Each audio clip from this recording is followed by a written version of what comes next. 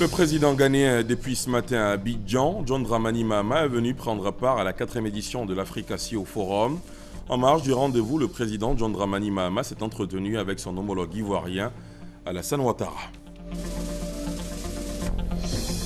Le cerveau de l'attentat de Grand Bassam a été formellement identifié. Il répond au nom de Kunta Dalla, l'identité de l'homme le plus recherché des services de sécurité ivoiriens, a été présentée au cours d'une conférence de presse animée cet après-midi par Ahmed Bakayoko et Ado Richard. Après Grand Bassam et hier Bamako, plusieurs attentats terroristes ont secoué ce matin l'aéroport international Zaventem de Bruxelles et le métro de la ville. On dénombre au moins 34 morts et des centaines de blessés. L'alerte antiterroriste est au niveau 4, le niveau maximal. Nous serons en direct de Bruxelles dans ce journal. Et puis, ce panel présidentiel qui a marqué le 2e jour d'Africa CEO Forum. Panel animé par Alassane Ouattara et John Dramani Mahama. Les chefs d'État ivoiriens et ghanéens ont exposé sur les stratégies économiques de leur pays, qui font partie des pays les plus dynamiques d'Afrique de l'Ouest. Voilà pour le sommaire. Bonsoir à tous. Bienvenue dans la grande édition. Tout d'abord, ces images qui nous viennent du palais présidentiel. Le chef de l'État s'est entretenu avec Elizabeth Littlefield, la présidente et directrice exécutive de l'agence américaine Overseas Private Investment Corporation, OPIC. L'OPIC est une institution de financement du développement du gouvernement des États-Unis.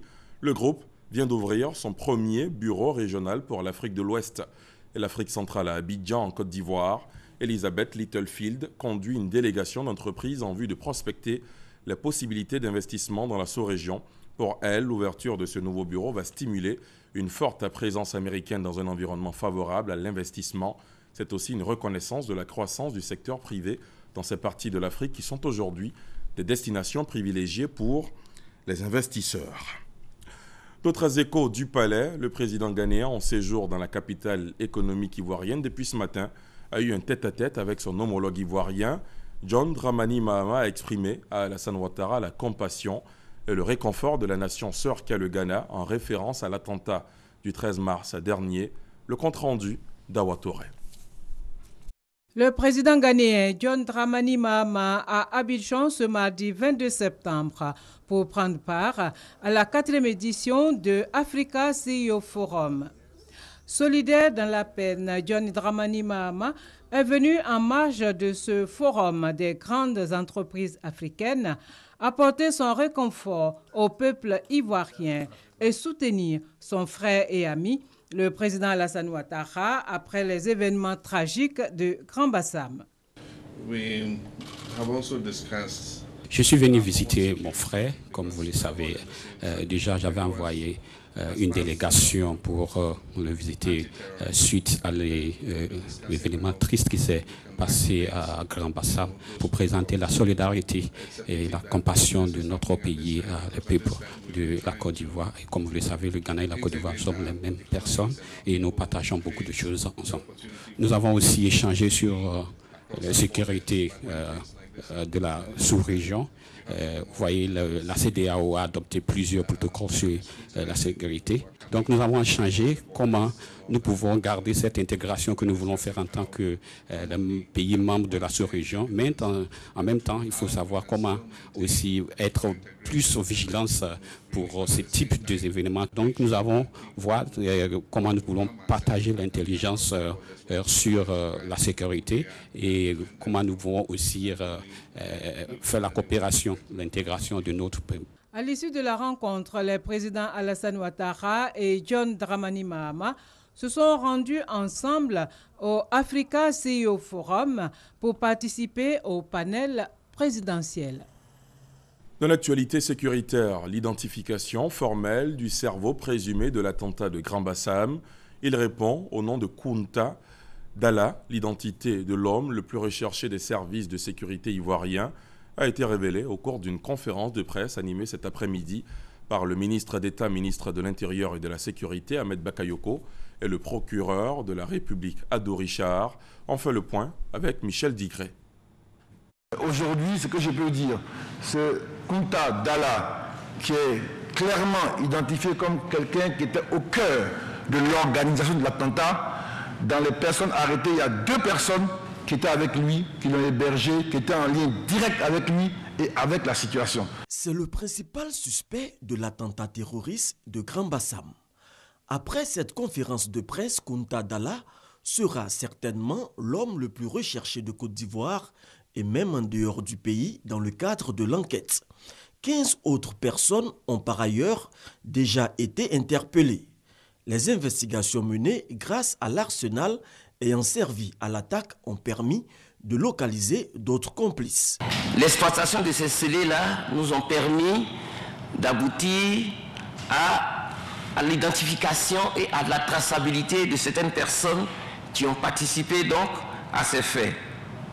Et ainsi, le juge d'instruction qui est en voie de saisine déjà, on avait déjà saisi celui de Bassam, mais celui d'Abidjan est déjà en train de confectionner des mandats d'arrêt tant nationaux qu'internationaux afin de pouvoir retrouver ces individus. Pendant que l'enquête suit son cours, le gouvernement est à la tâche pour garantir une sécurité efficiente aux frontières et sur le territoire ivoirien. Vous savez que dans l'espace CEDEAO, nous avons un traité de libre circulation, mais à partir de maintenant, la Côte d'Ivoire ne laissera personne rentrer sur son territoire qui n'ait pas un document d'identité fiable, un passeport sécurisé biométrique ou une carte d'identité biométrique. Pour ne pas gêner la suite de l'enquête conduite par le parquet d'Abidjan, certaines interrogations des journalistes sont restées sans suite. Toutefois, le ministre Ahmed Bakayoko s'est voulu rassurant quant à la suite des investigations. Ce que je veux dire aux Ivoiriens, c'est que cette conférence de presse montre que vos forces de sécurité, les forces d'intelligence sont au travail. Ça n'a l'air de rien pour vous, mais qu'à une semaine après un attentat, qu'un pays qui a réagi aussi vite soit capable déjà de cibler ceux qui l'ont fait, mais avec précision, c'est très important. Et moi, je veux féliciter nos forces, je veux féliciter nos collaborateurs et leur demander d'aller plus loin. Aller plus loin pour démasquer les auteurs et complices de l'attentat de Bassam. Dans quelques jours, le parquet procédera à la reconstitution des faits. Il reviendra alors au doyen des juges d'instruction de poursuivre l'enquête. L'intégralité de cette conférence de presse vous sera proposée tout juste après ce journal. Cet attentat de Grand Bassam, vous le savez, a fait 19 victimes et plusieurs blessés. Depuis, une solidarité nationale et internationale est née. Ce matin, la mairie de Paris a dépêché une représentante qui s'est rendue sur les lieux de la tragédie pour traduire le soutien de la maire Anne Hidalgo à la Côte d'Ivoire. Le récit de Mamadou Kouassi. La ville de Paris, solidaire de la ville de Grand Bassam, informée de l'attaque. Anne Hidalgo, maire de Paris, par ailleurs présidente de l'AIMF, Association internationale des maires francophones, a dépêché une délégation auprès de la ville de Grand Bassam pour apporter compassion et réconfort à la population meurtrie par ces actes criminels. Toute la solidarité de Paris, de la France, que les Parisiens, les Ivoiriens, les Bassamois, tous les citoyens du monde pour la paix sont ensemble et ensemble il faut combattre cette barbarie qui nous touche tous. Pour essayer de travailler ensemble, la Côte d'Ivoire et la France, sur ces expériences malheureuses que nous avons vécues, que nous risquons de vivre encore, et donc essayer de pouvoir anticiper pour protéger au mieux les populations. En signant le livre de condoléances, la représentante de la maire de Paris a signifié tout le soutien de la ville de Paris à la ville de Grand Bassam, elle aussi membre de l'AIMF, Association internationale des maires francophones. Grand Bassam a aussi accueilli ce mardi les éléphants footballeurs. Présents à Abidjan dans le cadre d'un match qu'ils doivent disputer vendredi, les poulains de Michel Dussuyer sont allés s'incliner devant la mémoire des victimes du Dimanche Noir, une manière de traduire leur compassion au peuple ivoirien. Cette visite des éléphants est une initiative de la Fédération ivoirienne de football FIF. On retrouve Mamadou Kouassi. Les éléphants footballeurs sur les traces de l'attaque terroriste de Grand Bassam. Avant leur match de ce vendredi 25 mars 2016, Gervinho et ses camarades sont allés s'incliner devant la mémoire des victimes de l'attaque criminelle survenue sur les plages de la ville de Grand Bassam. En visitant les différents sites, les éléphants footballeurs et les membres de la Fédération ivoirienne de football ont trouvé le mot juste pour les populations ainsi que pour les hôteliers de la première capitale ivoirienne. On était vraiment abattus, mais ça fait du bien de venir sur les lieux et puis de saluer. Écoutez, on avance, on avance. Faut pas montrer aux gens qu'on a peur. Mais écoutez, tout ce que Dieu fait est bon. Cependant, nous sommes endeuillés, mais il faut regarder de l'avant, c'est très important. Et montrer à la Côte d'Ivoire que, en dehors de ce qu'on fait sur le terrain, qu'on a un cœur aussi, qu'on soutient la Côte d'Ivoire, même étant de loin, on suit la Côte d'Ivoire à chaque minute, à chaque heure. Et vraiment, on est triste pour ce qui est arrivé. Mais comme je le dis, on avait vécu des moments difficiles. Mais aujourd'hui, on est dans une autre vie, une nouvelle vie avec la Côte d'Ivoire. On doit toujours continuer à être soudés ensemble pour pouvoir encore éviter ce genre de choses dans l'avenir. Comme je dis, c'est beaucoup d'émotions, beaucoup de tristesse. La Côte d'Ivoire est un grand pays fort, béni, et que voilà, c'est ensemble que nous sommes forts. Donc les Ivoiriens doivent être très solidaires, très solidaires. On va essayer de ramener la victoire le vendredi, pouvoir mettre un peu de joie dans le cœur des Ivoiriens. Et voilà, et Yako encore une fois. On sait que c'est pas facile, mais on est ensemble, c'est la famille. Les joueurs de l'équipe nationale de football ont fait le tour des hôtels victimes de l'attaque. De l'hôtel Loaf à la Payotte, en passant par l'État du Sud. Ils ont sillonné une bonne partie de la plage avant de déposer des gerbes de fleurs en mémoire des victimes de cette atrocité. Après Grand Bassam et hier Bamako, plusieurs attentats terroristes ont secoué ce matin l'aéroport international Zaventem de Bruxelles et le métro de la ville. On dénombre au moins 34 morts et des centaines de blessés. L'alerte antiterroriste est au niveau 4, le niveau maximal. L'organisation de l'État islamique a revendiqué ces attentats. Le point avec Kader Ouattara et Sylvie Touré. Tout a commencé aux environs de 8 heures. 2 explosions surviennent dans le hall des départs de l'aéroport international de Bruxelles. Bilan, 14 morts et des centaines de blessés. S'ensuit une panique générale qui fait elle aussi de nombreux blessés. Il a parlé dans une langue arabe et après j'ai vu une détonation mais énorme. Donc c'était une panique générale. Tout le monde courait de gauche à droite. Moi je suis allé me cacher. J'ai vu les vitres de toit tomber. Puis, près d'une heure plus tard, une station de métro dans le quartier européen essuie une autre explosion qui, elle, a fait 20 morts. L'alerte antiterroriste est relevée à son niveau maximal. Les aéroports bruxellois restent fermés et les vols déroutés. L'organisation de l'État islamique a revendiqué ces différents attentats qui interviennent quelques jours après l'arrestation en Belgique de Salah Abdeslam, le cerveau présumé des attentats du 13 novembre 2015 à Paris, qui avait fait plus de 130 morts. Et pour mieux comprendre ces événements qui se déroulent en Belgique, nous sommes en direct de Bruxelles au téléphone avec l'ambassadeur de la Côte d'Ivoire près le Royaume de Belgique. Jean-Vincent Zinsou, bonsoir. Bonsoir. Alors on imagine bien que toute la Belgique est sous le choc ce soir. Ah oui, il y a beaucoup d'émotions, beaucoup de chocs ici à Bruxelles, la capitale de l'Union européenne. Et j'avoue que ce n'est pas facile. L'attentat a été revendiqué, on le sait, par l'organisation État islamique. Quelle a été la réaction du Royaume? La réaction du Royaume a été très rapide. Très rapide. Et comme je le dis souvent, en matière de guerre asymétrique, de nouvelles guerres comme on vit en ce moment, c'est les renseignements qui sont un peu la profondeur stratégique. Et je pense qu'en matière de renseignement, ils ont fait d'énormes progrès et qu'ils vont réussir à mettre la main sur ces djihadistes qui ont vraiment plongé la Belgique sous le choc et dans l'émotion.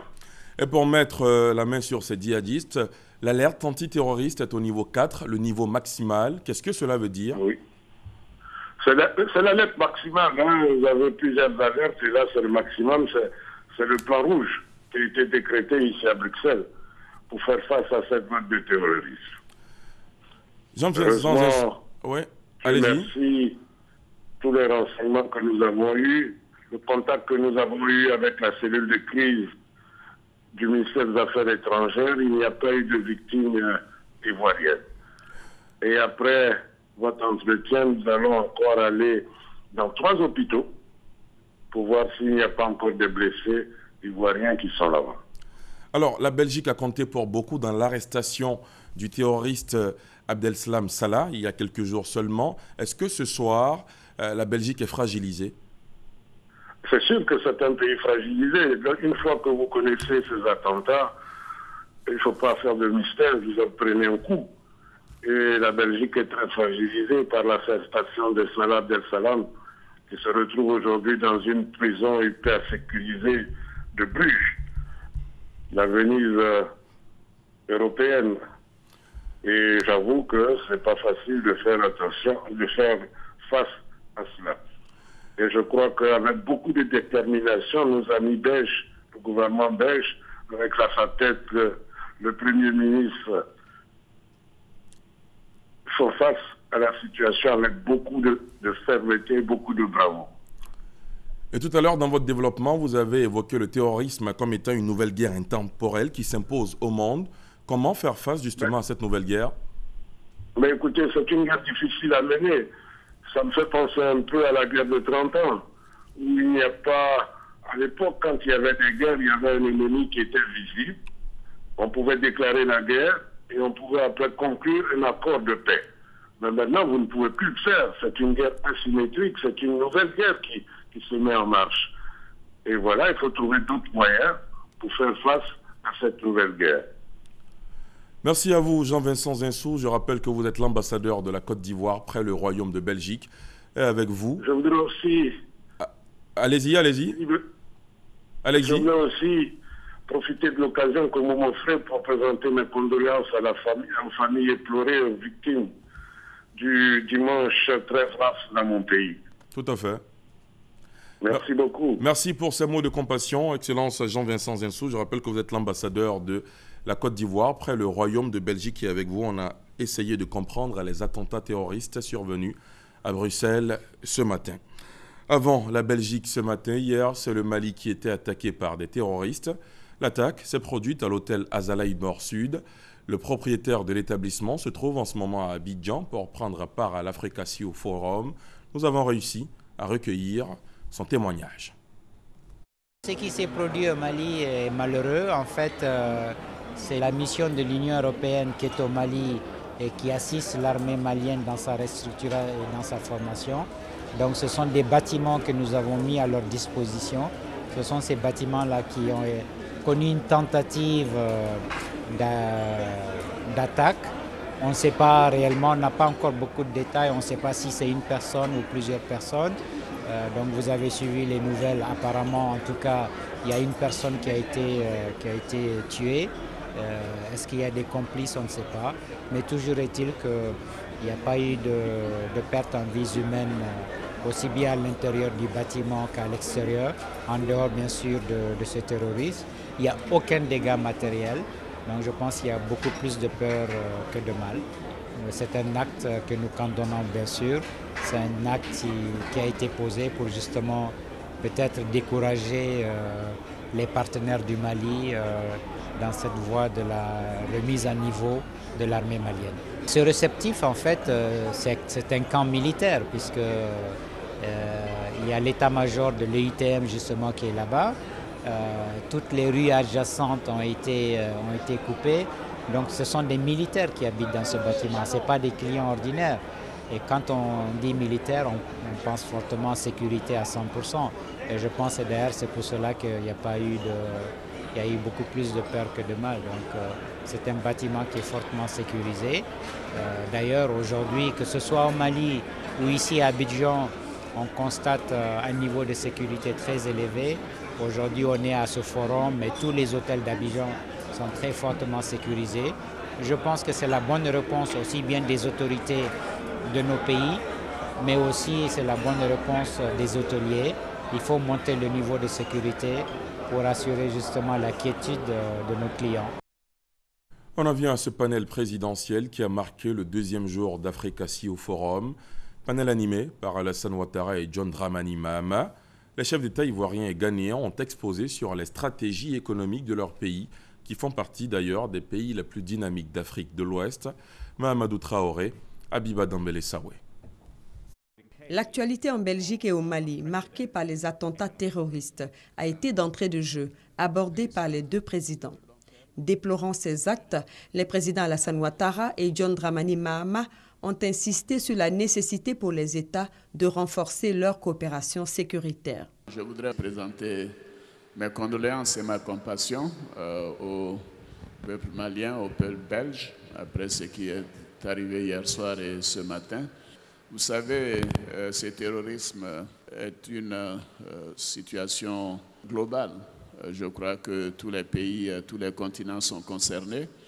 La coordination, la coopération sont des éléments essentiels, mais également la volonté nationale, l'organisation des services de sécurité, des services de renseignement.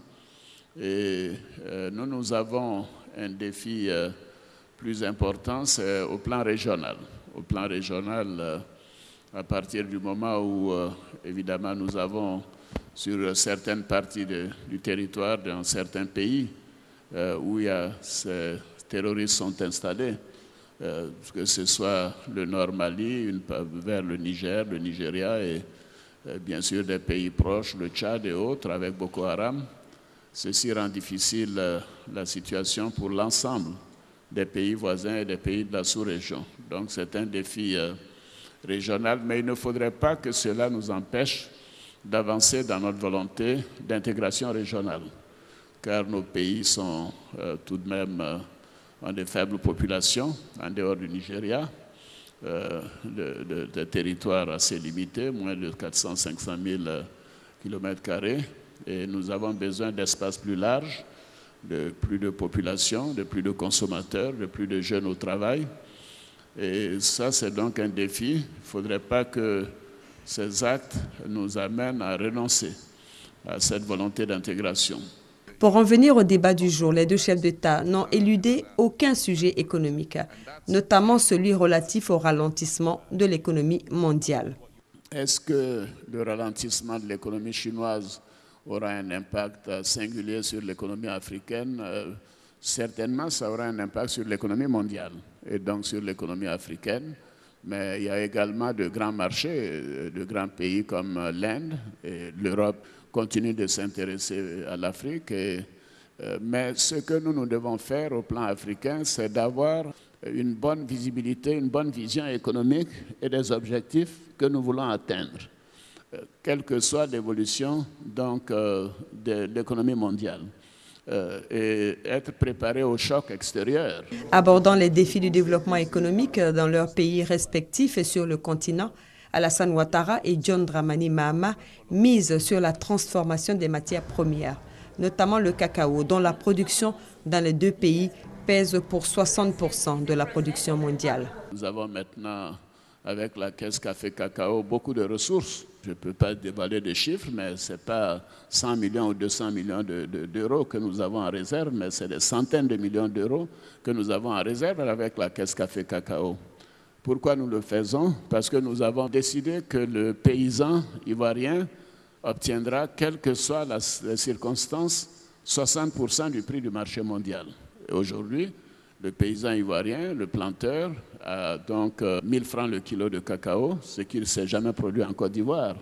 Et du coup, la production ivoirienne aujourd'hui à 1 800 000 tonnes, 40% de la production mondiale. Le Ghana et la Côte d'Ivoire produisent ensemble plus de 60% de la production mondiale.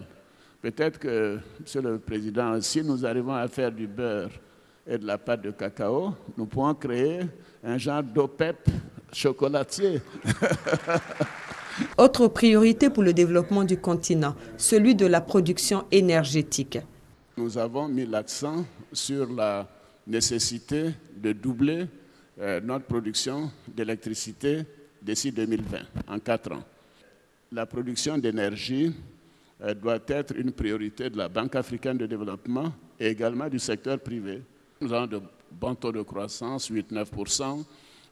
Aujourd'hui, nous avons un déficit PIB de 2,9% en 2015, un taux d'inflation de moins de 2%. Nous avons des taux d'investissement élevés. Nous avons bien sûr beaucoup investi dans le social, l'éducation, la santé. Nous avons investi l'eau potable maintenant à Abidjan. Nous avons une production supérieure à la consommation et ainsi de suite. Nous avons fait un certain nombre de choses pour améliorer le mieux-être des populations. Mais ça, c'est le moyen terme.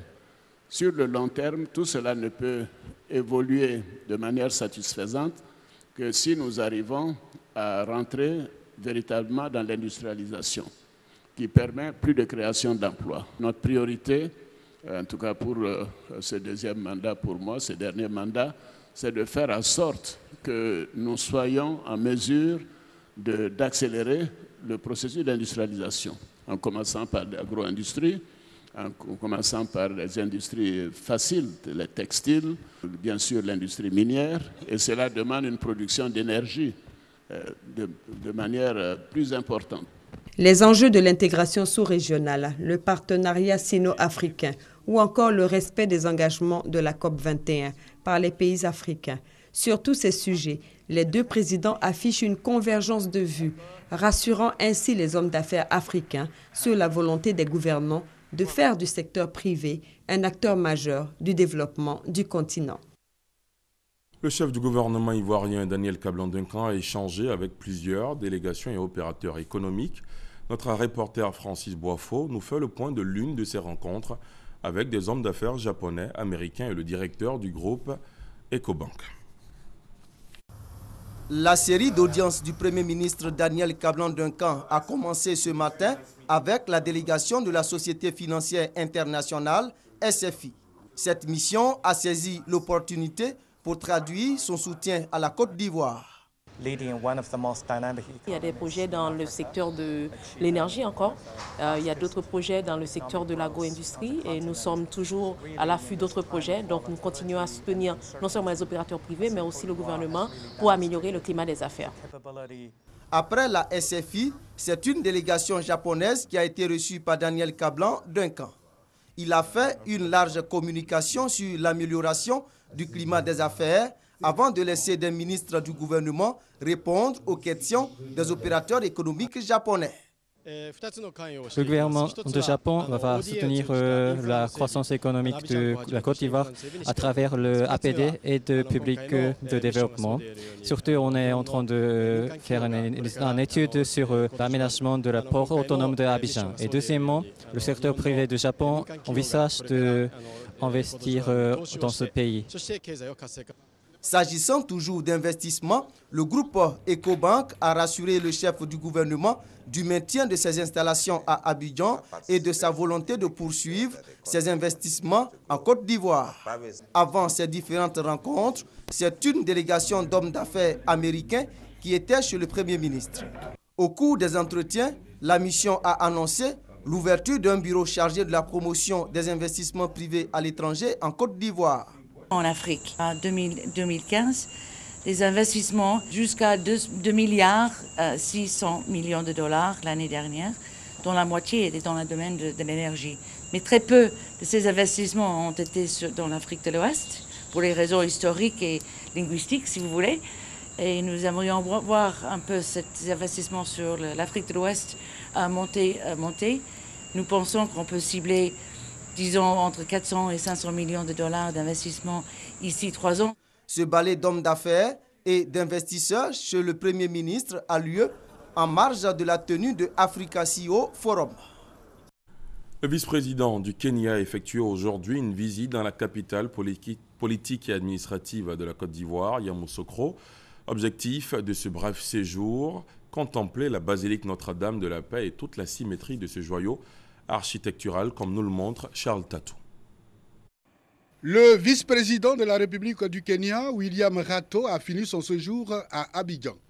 Du retour de la capitale économique et administrative pour son pays, la deuxième personnalité du Kenya a marqué une escale à Yamoussoukro. William Ruto a visité la basilique Notre-Dame de la Paix. Après le sommet dont vous avez entendu, African Sea Hero, qui s'est tenu à Abidjan, le président Ouattara avait parlé de cette basilique offerte par le président Houphouët-Boigny, le fondateur même de la Côte d'Ivoire. Et depuis qu'il a visité cette basilique, il comprend en fait tout ce que le président Houphouët-Boigny a fait pour le pays, et spécialement qu'il ait offert cette basilique à Dieu. Et il comprend pourquoi la Côte d'Ivoire est devenue ce qu'elle est devenue. Le vice-président du Kenya a mis fin à son bref séjour à Yamoussoukro par la visite du palais présidentiel.